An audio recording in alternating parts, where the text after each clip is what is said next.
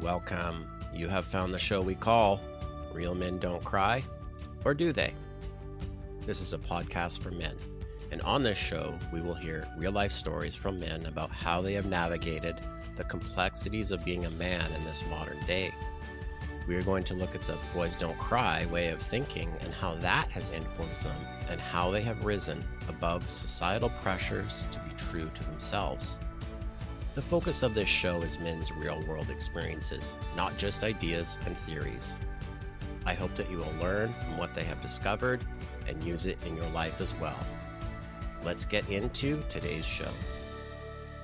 Welcome to another episode of Real Men Don't Cry, or Do They? I'm Brandon Archer, and this guest today, I'm not going to lie, man. I was apprehensive about asking you. I hoped you would say yes. You said yes. This is Mike Shaw, everyone. Welcome, Mike.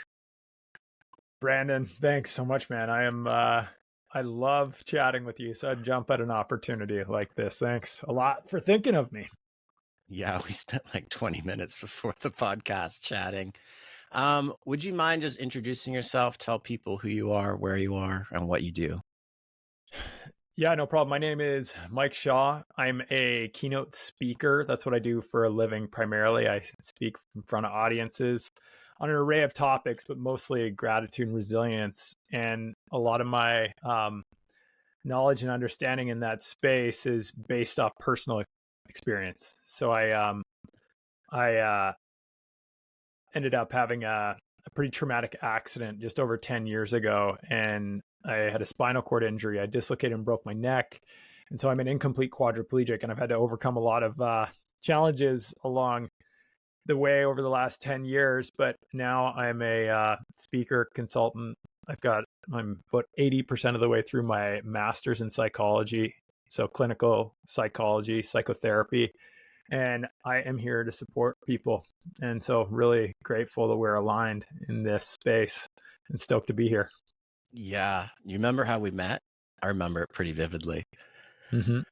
Our buddy Wade introduced us. Wade was working with me in BC, doing some cycling coaching. And he knew I was going to a sports leadership conference in Ottawa. I think it was in Ottawa, wasn't it? I think it was in Ottawa. Yeah. He's like, "Oh, you got to meet Mike while you're there." And why? Do you know why he put us in contact? What was his reason? We connected because but for your audience, I'm an entrepreneur as well. And I have a coach and athlete performance training company called Head Start Pro. And so that's one of my project on the go all the time. And we connected over that initially. And then we worked together at Cycling BC. And right. I think you actually took one of the coaching workshops with us. Yeah, I totally did. And then we just connected on a way deeper level about life and love and happiness and all the deep and meaningful chats we've had over the years. It's just been incredible. So yeah, really excited to see where this one takes us. Yeah. Well, now that I'm like hashing this out and remembering this, you actually suggested the book, The Way of the Superior Man, to me. You were a huge introduction into me working with men. So that's that's actually way more years ago than I originally thought. So thank you for that, cool. Man. You played a huge part in my journey. I will receive that gratitude. You're welcome, my friend. Yeah, it's been a two-way street. I'm thankful for the connections too, for this connection. So yeah, that anyway, you want to get into it? That book's changed our lives collectively, but what else? What's going on? So this podcast is it's to share men's stories, and your story is huge, and you've shared it many, many times, and we don't need to hash out maybe the version you share often, but I'm more curious about your journey as a man and what you have learned along the way about yourself. So the accident that you had, what kind of inner demons did you have to face? Oh, good question. So I'll give everybody a bit of the backstory. Um, in 2013, I was the head coach of the Canadian Development Halfpipe ski team. So I was skiing professionally and literally living my dreams on snow 11 out of 12 months of the year, traveling the world. And it all came catastrophically crashing down, physically and figuratively speaking. Like I had a huge crash skiing in Colorado in December of 2013, where I broke my neck and was rendered instantly paralyzed from the neck down. I displayed as a complete quadriplegic. Like, it didn't look like I was going to have any recovery or regaining function below my neck. But something told me that that prognosis that the medical experts were giving me wasn't quite accurate. I just had this belief inside me that, and I held on to the idea that I might ski again one day. And I left the door of opportunity for me to heal open, even if just a crack, so that one day I might be able to walk through it. And fortunately, 4 months later, I walked out of the hospital, defying all the odds. A year later, I was back on snow. And 2 years later, skiing out of helicopters and filming Red Bull documentaries. And I went through a really deep introspective process to get through the physical healing too. A lot of the mental and emotional stuff was really difficult. When you ask about demons, and forgive me everybody for giving you like the 40,000 foot view of my story, it is more detailed than that, I can assure you. But in the process of getting a miraculous physical recovery, or getting through a miraculous physical recovery, I had to work through demons, no question. I remember there were nights in the hospital where, like, those were the hardest. Like, I was left alone with myself and my thoughts, and really nothing else. Like, I had been stripped of what I thought was my personal identity, like freestyle skiing, being a coach, an athlete, an adrenaline junkie, my relationships, like everything, like the future I thought I was going to have for myself, everything was stripped away. So I was going through an immense grieving process for losing my identity. I I was struggling, like, on so many levels. I think identity and grief is probably umbrella for everything else under that. And what makes up your identity. So I'm dealing through all of these struggles in the hospital at night, and if I could, would just smash the heart rate monitor. All I can hear is a beep, beep, beep in the back, and that is literally when the tears came. Those long, challenging, dark nights. I actually nicknamed it. I used to speak to myself I'd speak to Siri to my notes, and I wrote out a piece called "The Dark Pit," and it described the despair and immense grief I was going through at the time for losing my physical body, my identity, my my interdependence, my independence. All of it was gone. I was completely reliant on other people for everything, like picking my nose, scratching my head, like, it was just intense. And it gave me some vital perspective. Like, I realized that the things I used to take for granted, and you don't know what you take for granted until it's gone. But this process for me, I just things that would never show up on the radar of things I was taking for granted before my accident were there immensely when I was in those early months after the hospital, like being able to brush my teeth, or scratch an itch, those types of things, where even just going to the washroom on your own, or being able to bathe yourself, that's not something that most people intentionally think about and feel thankful for, because they just don't show up on the radar of the things you think you're taking for granted. And anyway, I've digressed a little bit into where I went in my mindset to get through some of those demons, because I use gratitude a lot in those times to try to reframe or at least get through some of those times where I was absolutely devastated, struggling. The long nights, man, they were the worst. Thanks for sharing that, man. See, this is the part of the story I've never heard from you. I've heard your story a few times in a few different ways. So thanks for sharing that. Those, inner demons, those thoughts, the emotions, the grief. Had you ever had to face anything like that before? I'd never faced anything quite so severe. Like I'd experienced grief before at the loss of loved ones. I'd like physical losses of people that were close to me. Like I'd lost friends due to accidents in school. I'd lost my grandparents, which was a natural process, but still difficult. Pets, I'd gone through grief and struggle, but I'd never struggled. And I don't think a lot of people get the experience, thankfully, or have to endure the experience of grieving a loss of themselves and then surviving it, and living through that. And so now my perspective that I try to share with people is based on that near-death experience and what some of the teachings were in that. And that's why we resonate so closely, right? What those near-death experiences can do for your perspective. It helps you live with more fulfillment and meaning and connection in your life when you appreciate the fragility of our lives. Mortality is an important thing to ponder.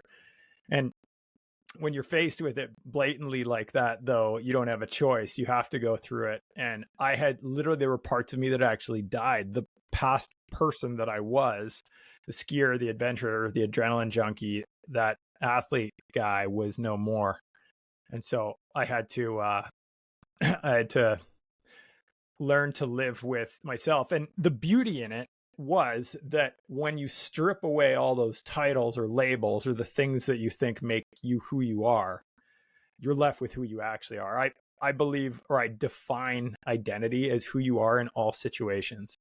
And so if you were to take your spirit and your personality, your character, and move you through from one physical ability to another, or strip away the physical abilities that you have, the core identity, the core person underneath all that is you. And yes, most of us haven't taken the time to actually appreciate that underneath the titles and labels that we unintentionally, subconsciously give the permission to play a huge role in our identity, like the things we do, our relationships, our jobs, things like that. If you were to strip all those away, you don't actually strip away your identity. You're just removing the layers to reveal what's underneath. And underneath you have core values, characteristics, and traits that are stable, like your integrity, being responsible, being loving, compassionate, loyal, trustworthy, honest, humble, funny, like any of those things that kind of connect like who you actually are with the people that matter most in your life. That's you. But what we do, and especially as men, is we unintentionally permit our jobs or being a provider or our labels or things like that to make us who we are. And what we're doing is removing our value set from our core identity to the external things in life, which I'm not saying they're not important. Being a provider, being the thing you do for your career where you get a fulfillment and purpose, quotient delivered on, like all of those things are important, no question. That's why it hurt to lose them. But where I looked for silver linings was the fact that I had never been more sure of who I was at my core in my life.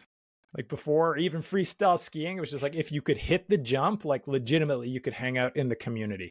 You had a place if you could just do it. And it was a unique place because you're hitting 80, 90 foot, 100-foot jumps sometimes, going 20, 30 feet high, spinning and flipping and grabbing. And it's like, it's a specialized skill set and it's a niche sport therefore a small community, but that was where I'd found my place. And I think that was part of what was so hard to lose in that case. But in the aftermath, after going through all of the struggles and mental, emotional torment from losing that stuff, I realized that I had found myself in the process, and my confidence level spiked. I'd never been more sure of who Mike was. It was wild.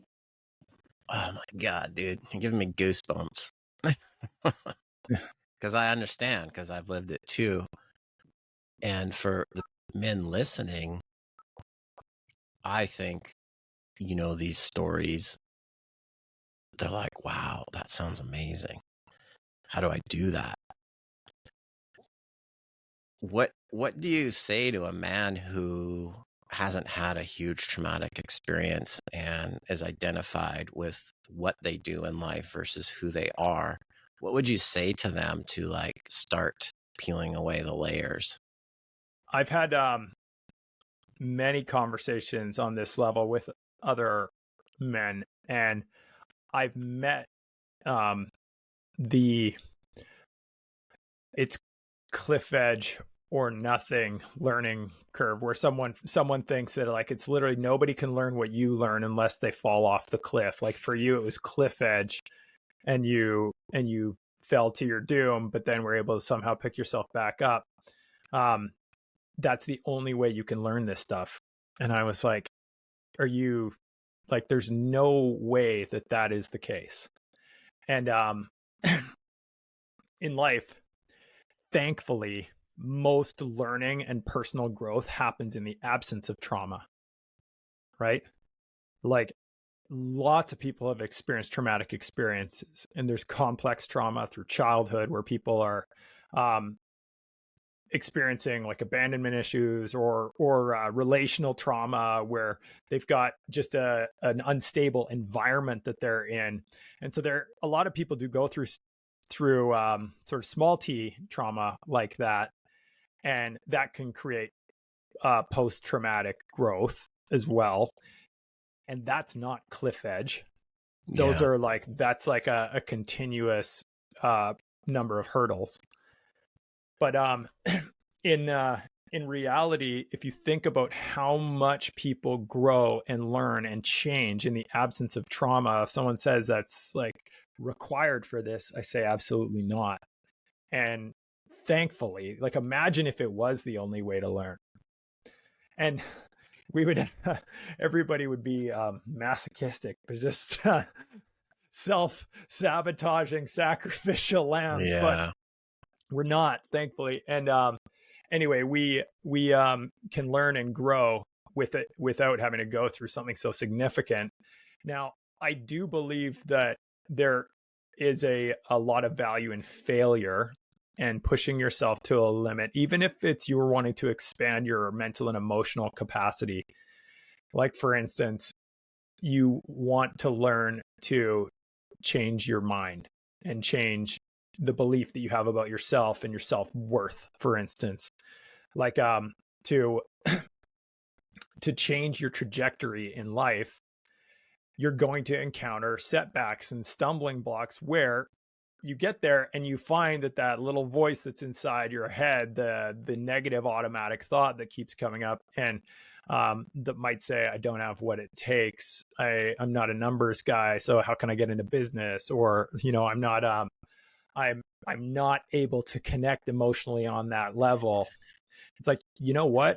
To learn to connect emotionally on the level that you want to with your loved ones, your spouse, your partner, your family members, kids, you may have to push the rock up the hill for a little while and encounter setbacks where you take a few steps forward and then one or two big ones backwards because you realize that you didn't have the skills at that point, or there was a resource or skill gap where I can't get past that. And it's like, well, that failure is an opportunity to learn. It's not a massive, as we would say, trauma. It's an opportunity for growth to identify skill gaps or resource gaps where you need to fill before you can advance past go. And I always say that a step backwards is still a step forwards if you never stop working towards your goals. Yeah, Did you get that? A step totally. backwards is still a step forwards if you never stop working towards your goals, because you never stop moving towards your goals, right? That step is just the next step you need to Well, take. it's growth. It's growth, and growth's not linear. I've got this. I'm going to show Mhm. you because we're on video, Yeah. and I'll explain it to listeners. I got this branch from this Mhm. tree. I can't remember what kind of tree it's called, but it literally like ties itself in knots. It grows up That is and then so it cool. gets squiggly and it goes the other direction. It's wild. But I keep this here because it reminds me of what growth actually is. Mhm. It's not a straight line. So when you share like a step back is still moving forward, it literally is. It literally is. You're still growing. And as you were sharing everything, and you know, we both had some pretty big experiences that like helped us meet ourselves. Even, and I've thought a lot about this. It's like, do you need that big thing to shake you to meet yourself, to learn how to? You don't, because as you were explaining it, just business, let's say, and you come up against bumps or hurdles, that's actually your window into learning who you are. Because those hurdles are tied to you and your identity. And it's like you're asking all this internal dialogue. That's the window into the same thing we experienced. It just looks a lot different.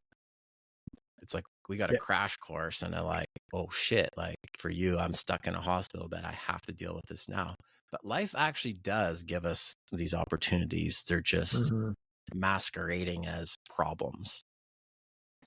And I think you hit uh, a valuable point there where you said life gives us these opportunities. And you described ours like you're a heart attack survivor. I'm a miraculous survivor from a spinal cord injury. Like my physical abilities now, most people can't even tell that I'm an incomplete quadriplegic. I've still got some underlying symptoms and things that I struggle with on a daily basis. But for the most part, it's people I'm like healed. And Yeah. I still am a shell of the athlete I used to be and things like that. But that's not as much of a priority for me anymore. Although I did just spend a week in the mountains, I'm glad you backcountry brought ski that playing up. for a Like, week, But I didn't mean to take us on that tangent. But no, I'm glad you shared it because I'm like, yeah, man, that's still pretty big. Like a lot of people can't physically do what you just did. man, it's 7 days of hiking 5 to 15 kilometers per day uphill with your ski gear on your feet, like the skins, the Yeah. ski touring, mountaineering gear. My pack probably weighs 20 to 30 pounds, depending on how far I'm going that day and how much water I need to bring and everything like that. But it's an incredible physical feat in a part of the world where a minute fraction of a percent, like I'm talking a 1/100,000th of a percent of people maybe get to see places like that in the world, Yes. period. Like I am hit by wave after wave after wave of gratitude out there. I Yeah, man. struggle and I still have physical abilities that are compromised by my spinal cord injury. I can't ski it as aggressively as I would like to, per se, but I'm there. And that gratitude wave like completely surpasses any negativity I might feel in that moment. And so But it's that negativity's, it's so like, can we riff on that just a bit? Because you were told Mhm. you're never gonna, like you are a quadriplegic, and you touched on, you basically knew right away. It's like, no, that's not true. And why I want to touch on that is like, who was that voice? Who? I I've thought long and hard about this because at the time where the doctors like picture these two guys in lab coats standing at the end of my bed on day 2 after my accident, I had actually regained what I thought was some function. Like I could shrug my shoulders a little bit. I had a little bit of deltoid activation, like I could lift my arms. I had a little bit of what I felt was movement in my biceps, like I could close my elbow, not against the weight of gravity. If I was on like an even plane, like if you were to hang your arm out like flat and someone was supporting it, I could close the elbow, but I couldn't open it because I had no activation with my triceps. But in my mind, something had changed. And so I was like, whew, this is, thank goodness I'm not a complete quadriplegic. I have the most, and literally I could not lift my arms against gravity. So I had no strength. Like I had a useless amount of function, but I had some function. And so my mind, something had changed initially, which was good. But these two gentlemen are standing at the end of my hospital bed on day 2. And that's kind of my neurological picture. No movement aside from what I just described. No wrists, no hands or fingers, nothing firing in my abdomen, no messages getting through to my legs or my toes or anything. My back muscles, I can't contract. I don't have any pectorals, none of that. And this guy, these two guys stand there, and they're both wearing the white lab coats. One had like a old white whispery mustache. He was like the oldest thing in the hospital, I swear. But he was, it was a pretty new facility. So he was St. Anthony's Hospital in Denver, but he was the spinal specialist on the intensive care unit who had seen more people like me come through the doors of his ICU than anyone else. And he stood there and he said, Mike, you should prepare yourself because you're probably never going to walk again. In fact, you'll be lucky if you get back the use of your arms. Wow. And those words hit me like a ton of bricks. Like I was just like, oh my God. I was like, whoa. Did that elicit like emotions on the spot, or was it more? Oh yeah, but like I was taken aback by it, and I went, whoa, how do you know? Ooh. And I may not have said it exactly like that, but I asked him, I said, how do you know that, and why are you telling me that? And he told me all the reasons why like the medical imaging, the surgeon who was there, the other gentleman in the lab coat, he said, corroborated that it looked really bad in there. Your spinal cord was completely crushed, like not severed, but it's damaged really badly. I tried to repair it as best I could, but it doesn't look good. And I said, okay, I don't know if you're right. Ooh, and damn. I love that. Here's the thing for anybody listening to this. The only person in this world who knows what you're capable of is you. Nobody else outside of you can tell you what you're going to accomplish, or if you want to change something, how to like that you can do it or not. But really, that decision is up to you. I agree with you, but how do you dig that deep? And so I think there's some psychology in the fact that this gentleman just challenged me as a 27-year-old kid at the time, a male, like, just said, anytime that someone says to you, hey, no, I don't think you can do this. Yeah. There's a little bit of like, oh yeah, I'm going to show you. But I also was okay with, in that moment, I accepted my position and I said, if that doesn't happen, like I'm going to leave the door of healing open, even if it's just open a crack. Like that opportunity, one day I will hopefully walk through that door. But if I don't, I decided right then and there that I'm still going to live a full life. If I cannot go back from this, I will go forward from it, and it's going to look different and it's going to be hard, but I'm going to make the most of this. And so in that instant, both of those options were okay. And so I worked relentlessly towards a vision of, I want to ski again. I envisioned in that moment this like and don't know, it kind of came to me, but I set it as my goal. Like while those two guys were still in the room, I said, in my mind, I didn't say this out loud because I didn't know if I fully believed it yet either, but I said, no, I don't think you're right. I think I can get through this, and I am going to one day try to ski wide open powder, and which you just did last week. Spaced out tree skiing, which I did, and then some. Like that trip last year blew that out of the water, like with the hiking for 7 days straight and everything. The physical challenge is for the most able-bodied mountain men and women is difficult, but for me to be there, it's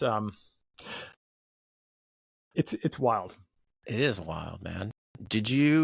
The level of grief that you shared before, had it already started, or when those guys shared that information, did it kick in full on that night? It was initially like there was like a honeymoon phase where I was in the nightmare, but it still just felt like a nightmare. And it wasn't like, I call it the honeymoon phase. It's probably not a good way to describe it, but it was like once that wore off and I realized I was waking up from my nightmare in the same hospital bed day after day after day, it got a lot harder. And so it got worse before it got better.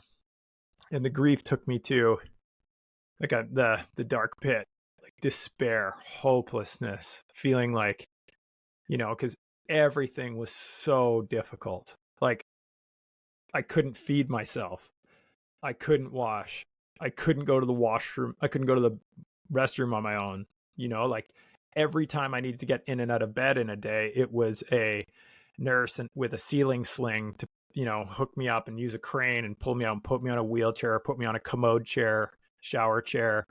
And I didn't have any function in my, like any really,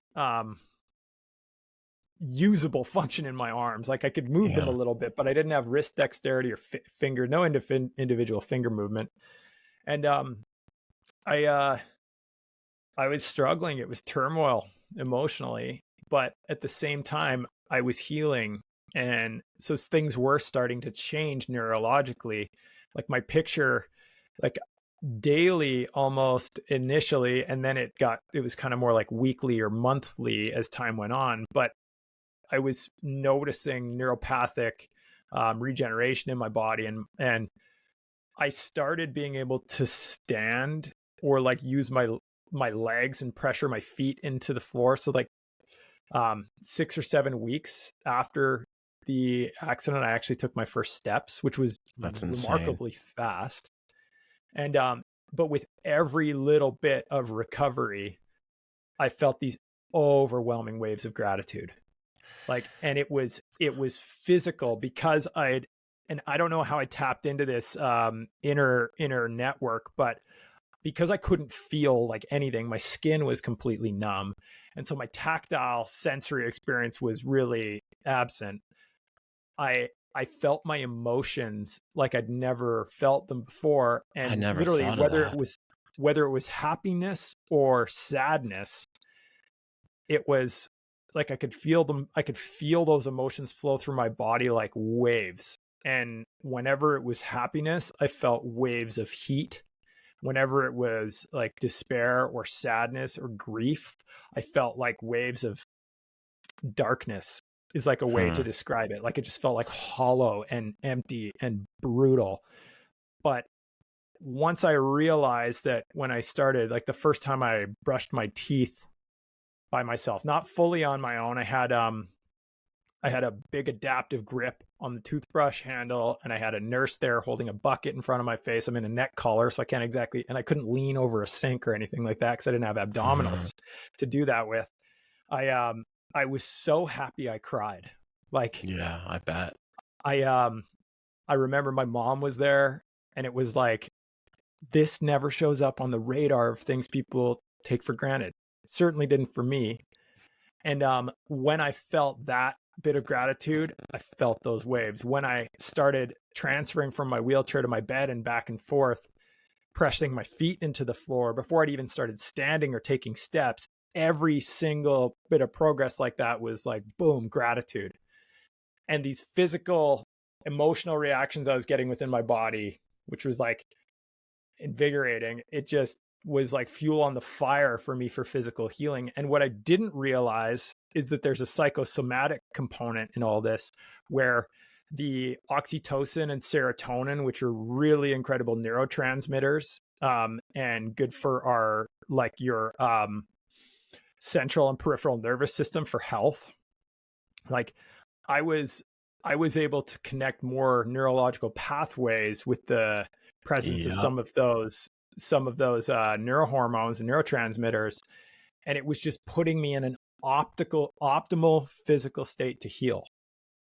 And the emotional part was massive, but the physical part too is something that I have not overlooked.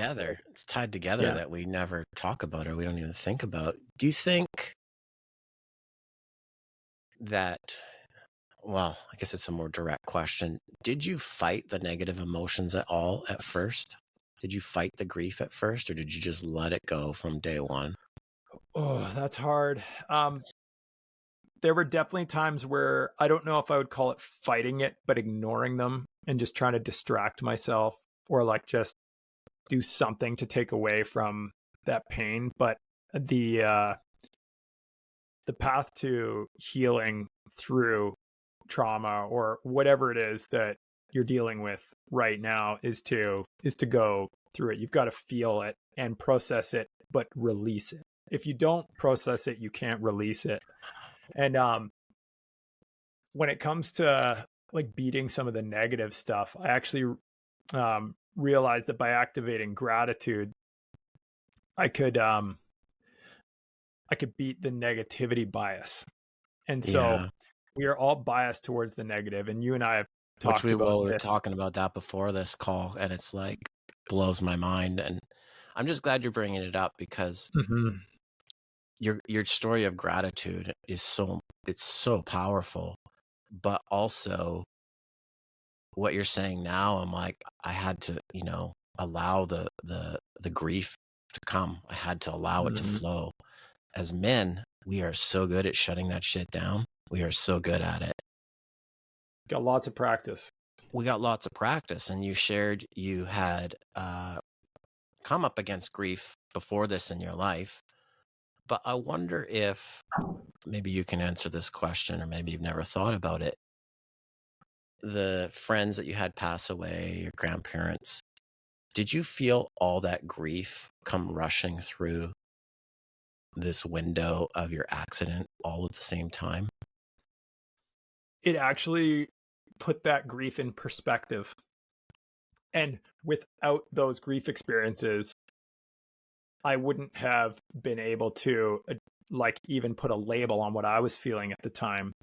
And I related what I was like the grief over the loss of my physical body and my identity, my independence, all that. I related it to lost loved ones. I related it to people I knew who were battling terminal disease, people that had lost, like one of my best friends, pro skier Rory Bushfield, had lost his wife and famous free skier, a girl, wonderful friend by the name of Sarah Burke. And that was like devastating for and relevant in my community at the time.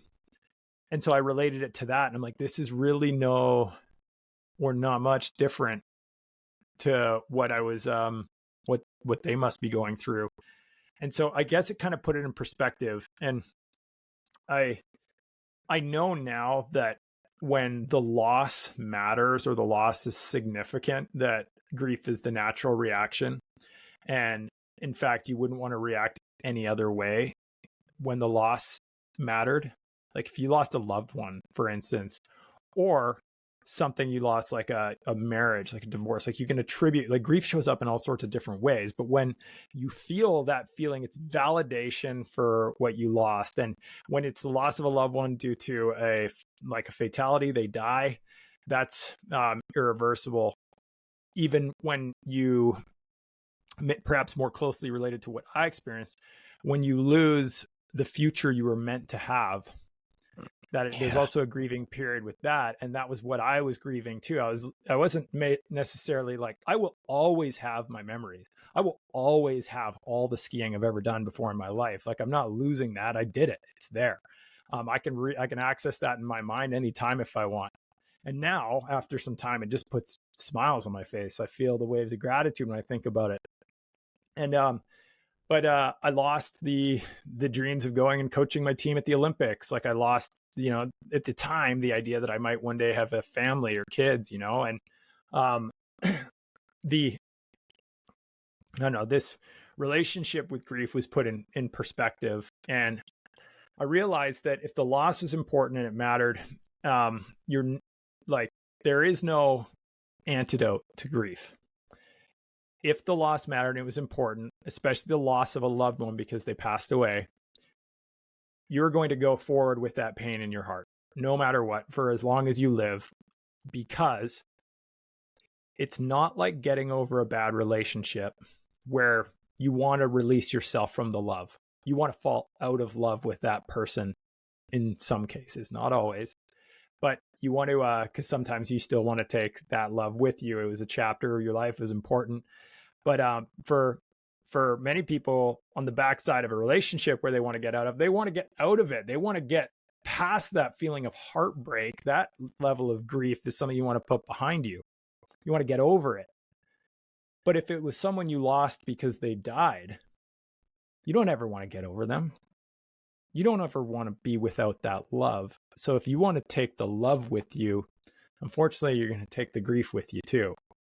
And I know that with time, it gets easier when you smell them or something reminds you of them. It doesn't make you feel sad. It puts a smile on your face. That's the gratitude showing up more potently.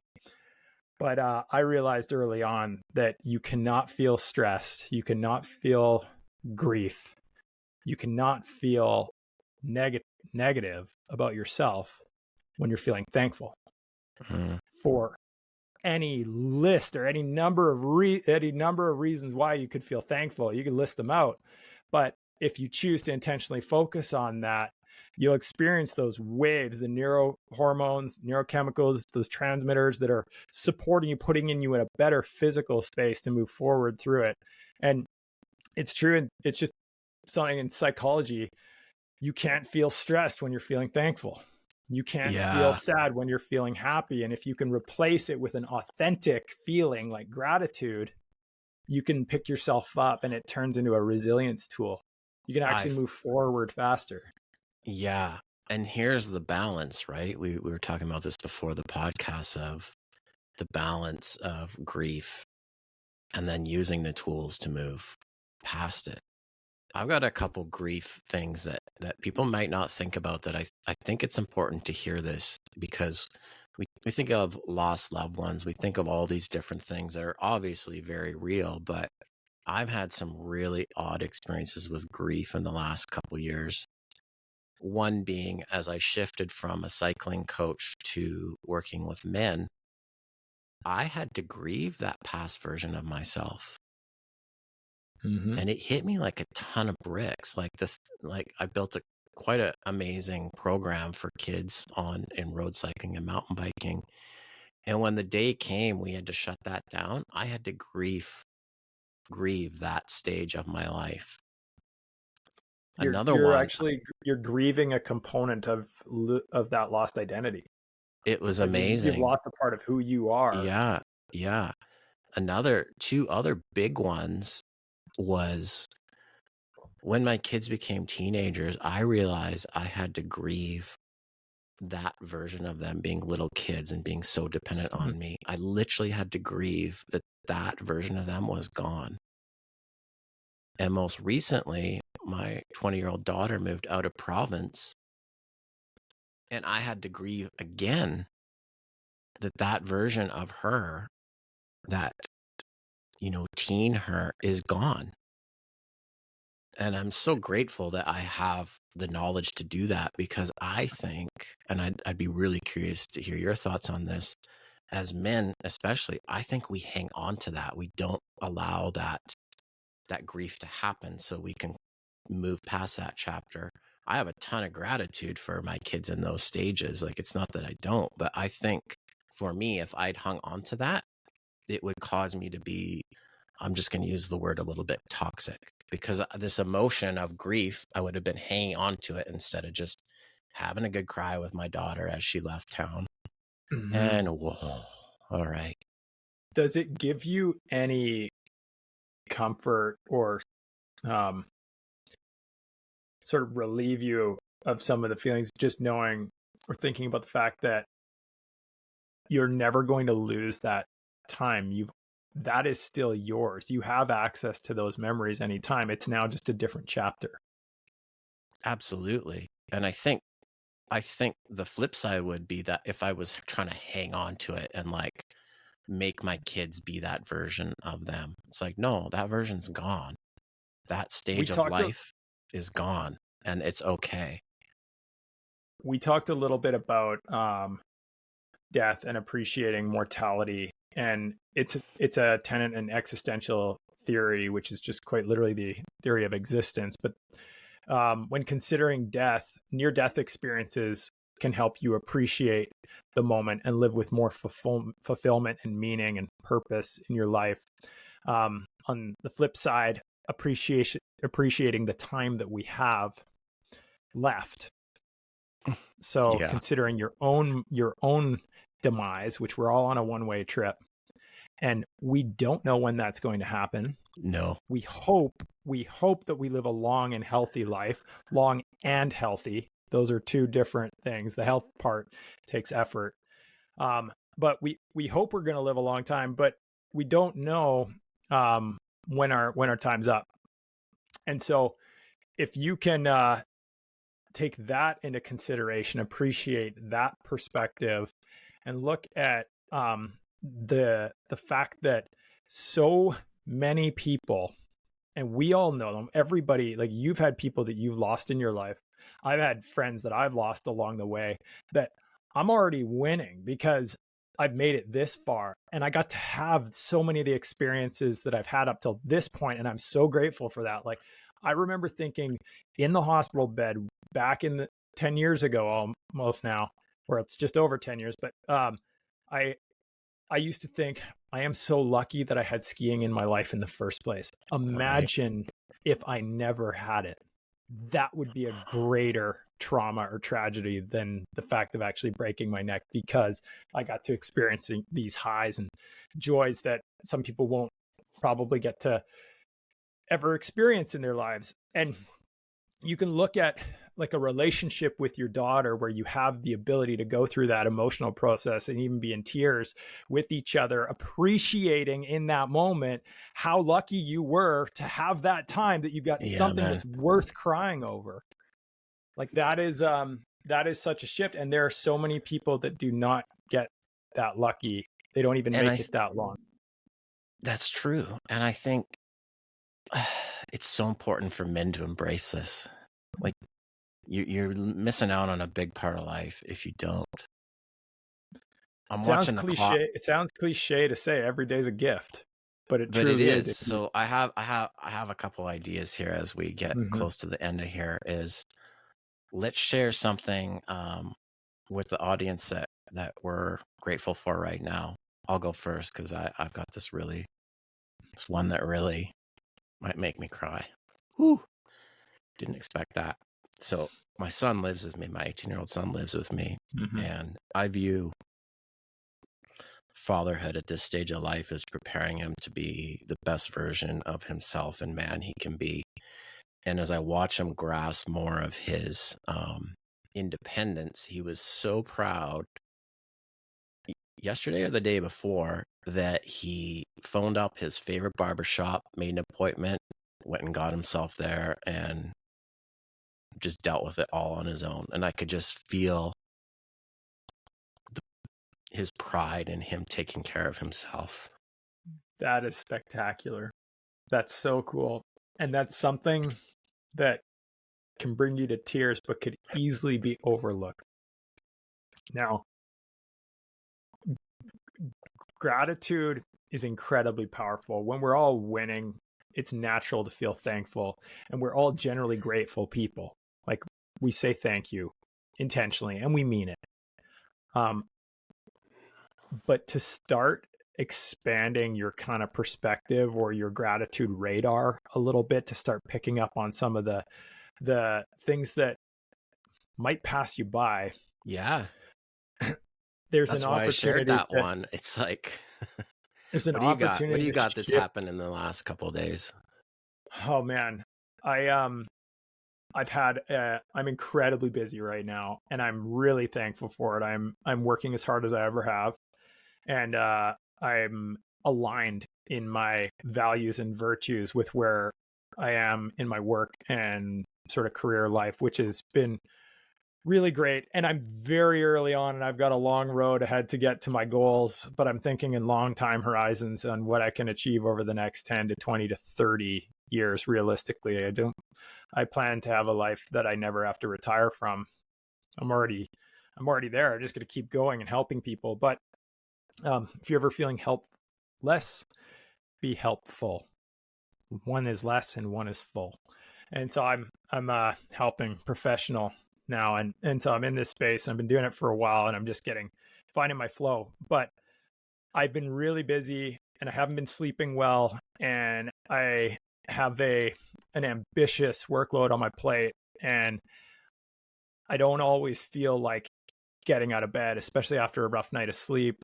Everybody gets out of bed on the wrong side from time to time, and it's on those days, and I noticed it a couple times this last week, where when I woke up on the wrong side of the bed, as soon as my feet hit the floor, that's when my gratitude trigger hit me. And it's in those moments where I feel like grateful. I'm like, I can just get out of bed.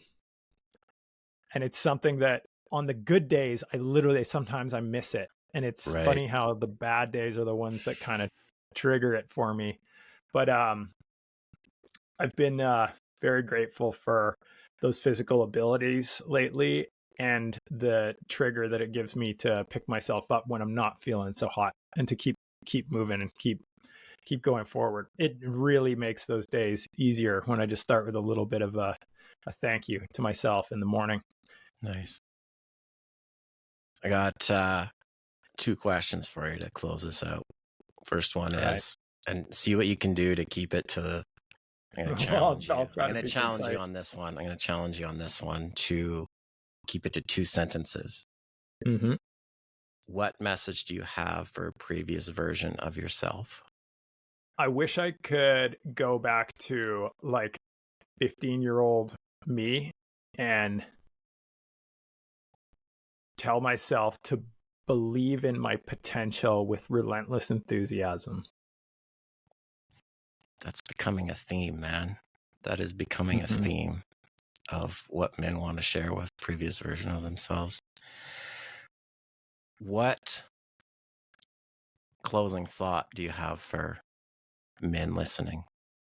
If things aren't working out for you right now, and that's why you're here, because you're working on yourself, but feels like things aren't working out, it just means you're not finished yet, because things will always work out.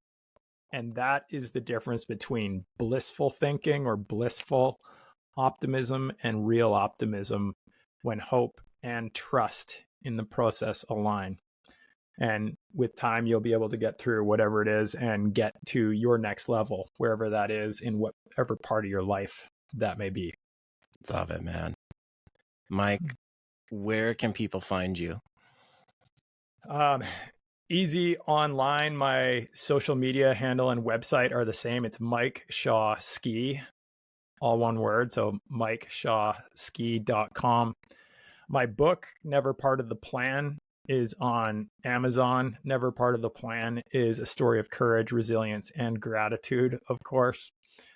And feel free to reach out to me. I'm easy to find, but people can hit me by email or on Instagram, wherever. Give me a follow. I like to post lots of content like this and share ideas along the way too. And Brandon, you're a great follow for me. I find a lot of inspiration in you, and I hope that it's a two-way street, because I'm trying to put out some good messages in the world too, man. My friend. Thanks for being here. I'm super appreciative. Put the link in the show description, how to track you down. Have a great day, man. Thank you, my friend. Thanks for taking the time to be here today.